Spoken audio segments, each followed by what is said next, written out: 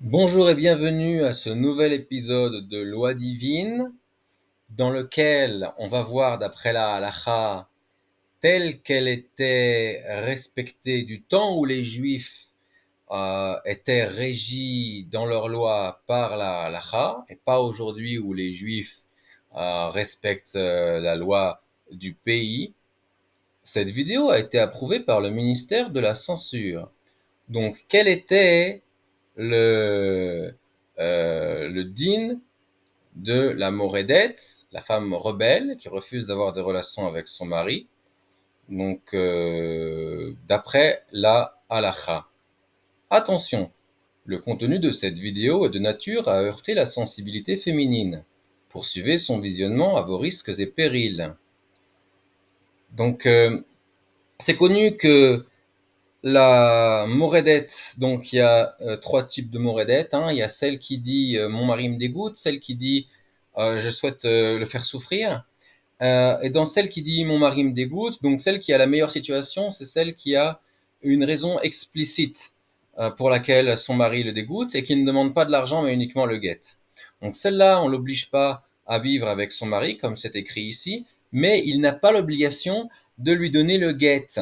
Et on ne peut même pas le forcer en lui disant oralement qu'il doit donner le guette. Et nous allons prouver cela d'après ce qui est écrit dans les responsa des poskim, dans les shutim, les shelot utshuvot, les livres de questions-réponses de halacha complexes de nos décisionnaires de la loi juive. Donc, comme c'est écrit dans le livre Kfiat Ma'asar, donc je suis ici dans le livre Kfiat Ma'asar à la page Tet Zayin ou Siman Bet Anaf Gimel. Donc là-bas, on nous cite plusieurs poskim qui ont des cas donc, de femmes morédettes, des femmes rebelles, qui sont tohanot, qui arguent mon mari me dégoûte pour une raison spécifique. Et on voit à quel point les décisionnaires vont faire attention de ne surtout pas forcer le mari. Donc on a le cas qui est mentionné dans le Mordéchi, qui est ramené également par Rabbeinu Matityahu Kino, qui a interdit de forcer un mari à donner le guet. C'était un mari qui avait des mauvais comportements et qui perdait son argent dans la rue. On a également un cas qui est mentionné dans les Hagaot Maimoniot, donc un commentateur très très connu du Rambam, qui a interdit de forcer un mari à donner le guet alors que c'était un mari qui avait renié la foi juive et qui avait même adopté la foi d'une autre religion. Et malgré tout, nous dit le Hagot Maimoniot, on ne le force pas à donner le guet et sa décision à l'achik a été rapportée en tant que loi à appliquer dans le Beit Yosef, l'auteur du Shulchan Aruch, dans le Réma, dans le Radbaz, dans le Maharshal, dans le Avodat Gershuni, Zkan Aaron, etc., et peut-être Pitre Tshuva, etc. Donc le Ran, Rabbeinu Nissim, élève du Rashba, dans Shar Gilgulim, on nous dit que c'était un Gilgul de Yaakov Avinu, il a interdit de forcer un mari à donner le guet, alors que c'était un homme mauvais, qui faisait des avérotes très graves, et qui avait une présomption d'être un délateur, et qui faisait des interdits de la Torah en public. Et malgré tout, le Ran a interdit de le forcer de quelque façon que ce soit à donner le guet. Mahari Veil, dans le cas d'un mari qui qui perdait son argent au jeu de dans les bars, en s'achetant des boissons, des bars de Goïm, et qui se saoulait jusqu'à vomir, a interdit de le forcer à donner le guet. Donc ça, c'était pour les Rishonim. Maintenant, on va parler de la période de transition entre les Rishonim et les Acharonim. Binyamin Zeev, il s'agit ici d'un cas où un mari avait l'habitude de frapper sa femme lorsque elle méprisait ses parents à lui. Et le décisionnaire Binyamin Zeev a interdit strictement de le forcer à donner le guet. Dans le Beit Yehuda, il parle d'un cas où un fiancé et sa fiancée, donc ils ont le statut de personnes mariées d'après la loi juive, hein, Euh, elle est devenue malade tellement elle était dégoûtée physiquement de lui, et malgré tout, il a interdit de le forcer à donner le guet. Le Radbaz, ou Ritbaz, qui était donc le maître en halakha du Harizal en Égypte, il s'agit ici d'un cas d'un mari qui faisait pipi au lit, et donc ça avait quelque chose de dégoûtant de façon très claire. Mais ça ne venait pas de sa personne directement, ce qui était dégoûtant, et il a interdit strictement de forcer le mari à donner le guet. Le Beit Yosef, l'auteur du Shulchan Aruch, nous a écrit dans son shoot Dine Yiboum Vechalitza, au Siman Gimel, qu'il était évident que les sages n'ont fait aucune distinction entre un bon et un mauvais mari, que de toute façon, on ne doit pas le forcer à donner le guet. Le Maharshal, son contradicteur, dans un cas où un mari se conduisait très mal et il faisait des choses qui ne se font pas. J'ai pas été vérifié là-bas, mais des choses qui ne se font pas, ça laisse suggérer qu'il commettait du viol. Euh, Quelle a été sa décision? Il a interdit de forcer le mari à donner le guet. Il a interdit de forcer le mari à donner le guet. Et également là-bas, il y avait un autre cas d'un mari qui perdait son argent dans les jeux de casino et dans la boisson, et il buvait jusqu'à en vomir, et il a également interdit de le forcer à donner le guet. Maharitatz, dans le cas d'un mari qui était un mécréant total, un homme qui commettait de la débauche, qui était un ivrogne, un voleur et un lépreux, a strictement interdit de le forcer à donner le guet. Rabbeinu Moshe Isserles, auteur des annotations sur le Shulchan Aruch, nous a également interdit de forcer à donner le guet un mari voleur et faux monnayeur. Et il n'a forcé que par un choix, du fait qu'il était poursuivi par la police d'État et qu'il était obligé de s'enfuir et de se cacher, et que la femme n'était pas obligée de s'enfuir avec lui pour se cacher, et donc il en arrivait à ne pas nourrir sa femme, et donc on lui a laissé le choix de soit payer tout ce qu'il lui devait du temps où il n'était pas avec elle, soit de donner le guet, et donc on a pu obtenir le guet, mais on ne l'a pas forcé directement. Et pas du fait qu'il était voleur et faux-monnayeur, mais du fait qu'il abandonnait sa femme sans la nourrir. Et si, avant de partir pour s'enfuir, il avait donné l'argent nécessaire à sa femme pour survivre en son absence, on n'aurait pas pu le forcer à donner le guet. Parmi les décisionnaires acharonim, euh, dans le cas d'un mari qui allait avec sa femme lorsqu'elle était nida, lorsqu'elle était dans son état d'impureté, Rabbeinu Yitzhak, le grand de Posen, a interdit de forcer à donner le guet. Dans le cas d'un mari qui frappait sa femme, qui a également menacé d'appuyer sur la gâchette, qui avait l'habitude d'aller voir des prostituées, qui était chômeur, voleur, soulard, et qui profanait Shabbat et qui jouait au jeu d'argent, malgré tout, Maharam Chagiz n'a pas permis de le forcer à donner le guet pour ces raisons-là, mais du fait il avait une maladie mentale de laquelle ses enfants mourraient. Pour le même cas, dans Knesset Yechezkel, il n'a pas permis de le forcer, à la condition qu'il y ait des témoins pour toutes les affirmations de la femme, qu'on vient d'affirmer, donc tous les défauts qu'il avait. S'il y avait des témoins pour toutes ces choses-là, des témoins cachers qui témoignent sur ces choses-là, alors il permettait de le forcer à donner le guet. mais en l'absence de témoins cachers, non.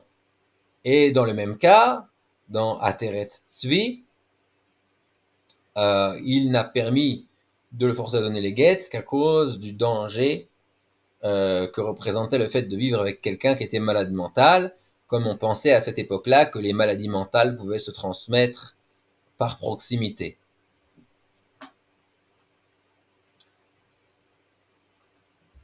Dans le cas d'un mari qui dépensait tout son argent pour aller voir des prostituées, le Emunat Shmuel a interdit de le forcer à donner le guet.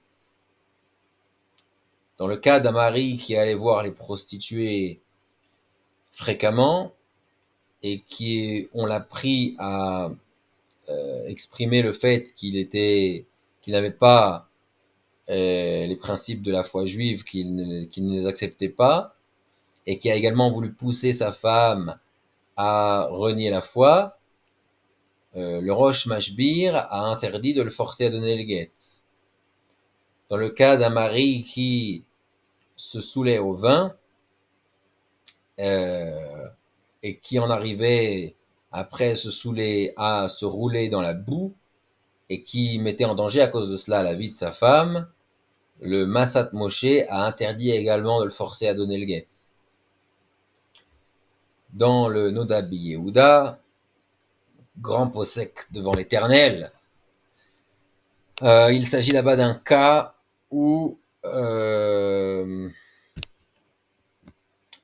mari, après 6 ans de mariage, a quitté sa femme pendant 12 ans de suite. Sous le prétexte qu'il allait chercher donc de quoi subvenir à ses besoins, c'est-à-dire un métier, un salaire, une parnassa. Et pendant toutes ces années-là, il n'a pas nourri sa femme. Non seulement cela, mais il a également épousé une seconde femme dans l'interdit, puisqu'il a transgressé le minhag de ne pas prendre une deuxième femme, avec la raison fausse qu'il aurait entendu quelqu'un dire que sa femme était morte, malgré qu'on lui a fait savoir qu'elle était encore vivante, et également on l'a averti que ça lui était interdit de prendre une deuxième femme. Et malgré tout, il a continué à vivre avec elle dans l'interdit, et dans ce cas-là, le Noda Yehuda a interdit de le forcer à donner le guet, même avec des paroles. Et il s'agit d'un cas où il a accepté de la nourrir dorénavant. Et il voulait la garder comme femme. Il voulait garder les deux. Ces paroles de Noda Yehuda ont été ramenées dans le Meshiv Davar. Et le Ein Yitzhak a écrit, il est évident que pour la halacha en pratique, je n'ai pas la force de m'opposer au Noda Yehuda. Comme je vous ai dit, grand possèque devant l'Éternel. Je ne vais pas mentionner les paroles de Rabbi Akiva Eger que je n'ai pas tout à fait compris. Dans le cas d'un mari que après également 6 mois depuis le mariage, il s'est enfui pendant 12 ans de suite, juste pour la faire souffrir dans ce cas-là. Et quand il a été attrapé, il n'a pas voulu revenir vers sa femme. Le Beit Ephraim a interdit de le forcer à donner le guet, mais il a permis, par un choix, en lui laissant la possibilité de payer tous les maisonnotes qu'il lui devait pendant les 12 ans d'absence, ou bien de donner le guet, et donc il a choisi de donner le guet, mais pas de le forcer directement. Dans le Khatam Sofer, il s'agit d'un mari qui avait une maladie qui le faisait tomber, on pourrait appeler ça peut-être de l'épilepsie, et le Khatam Sofer a strictement interdit de le forcer à donner le guet, même a posteriori, il a dit que le guet serait invalide d'après la Torah de façon certaine et ce serait pas un doute. Dans Shemen Rokeach, dans le cas d'un mari qui a abandonné sa femme de plusieurs années. Et après, il lui a dit que si jamais elle se conduit mal avec lui, il l'abandonnerait à nouveau. Euh, le Shemen Rokeach a également interdit de le forcer à donner le guet. Nos amis de Chabad iront voir dans le Tzemach Tzedek Even Haezer, au Siman Resh Samer Bet, Ot Yud Bet, quel est le cas là-bas. Et on continue dans le cas d'un mari mécréant total qui a l'habitude d'aller voir des prostituées, qui en a même amené une chez lui et il s'est isolé avec elle. Et il avait également une maladie transmissible. Rabbeinu Yitzhak Miller a interdit de le forcer à donner le guet. Dans le cas d'un mari qui avait l'habitude de frapper sa femme et elle avait peur de lui, dans Shoel Venishal, il a interdit de le forcer à donner le guet. Et je vous rappelle que tout ça, c'est des cas, donc, une femme on lui permet d'aller vivre séparément de son mari, d'accord? On lui permet d'aller vivre séparément de son mari, et malgré tout, il n'a pas, lui, l'obligation de donner le guet, puisqu'il s'agit, je vous le rappelle, du cas de Moredet, Beta'anat, Meisalai, Be'amtala, Mevoreret. Donc, c'est une femme rebelle qui argumente l'argument de mon mari me dégoûte avec une raison explicite. Dans le cas d'un mari qui continuait à vivre avec une prostituée, donc il avait sorti une prostituée de la rue, il avait commencé à vivre avec elle et il ne veut pas la quitter et il a déjà 3 enfants d'elle. En plus de sa femme, le Riva a interdit de le forcer à donner le guet. Parmi les décisionnaires des 100 dernières années, et même moins que ça, Igrot Moshe, de Rabbeinu Moshe Feinstein, qui était aux États-Unis, grand décisionnaire de son époque, que le Rav Ovadia Yosef appelait le prince de la Torah. Il a interdit de forcer un mari qui est devenu dégoûtant et dégueulasse à donner le guet. Dans le cas d'un mari qui avait une conduite bizarre et que lui et sa femme étaient déjà séparés depuis 6 ans, dans Koves Tshuvot, il a interdit de le forcer à donner le guet. Mais il a également écrit qu'il est même interdit de lui dire qu'il est obligé de donner le guet. Dans le cas d'un mari de gens qui ont abandonné leur femme et qui vivent de façon ostentatoire avec d'autres femmes, même avec des goyotes, dans Sheilat Shaul, il a interdit de forcer à donner le guet. Donc voilà, j'espère qu'il est très clair maintenant que on ne peut pas forcer qui que ce soit à donner le guet, sauf les 6 mentionnés dans la Mishnah, et même le Rambam est d'accord avec cela, comme on le verra dans un autre cours. Si vous avez appris quelque chose, mettez-moi un pouce, envoyez à un ami et écrivez-moi en commentaire ce que vous en pensez.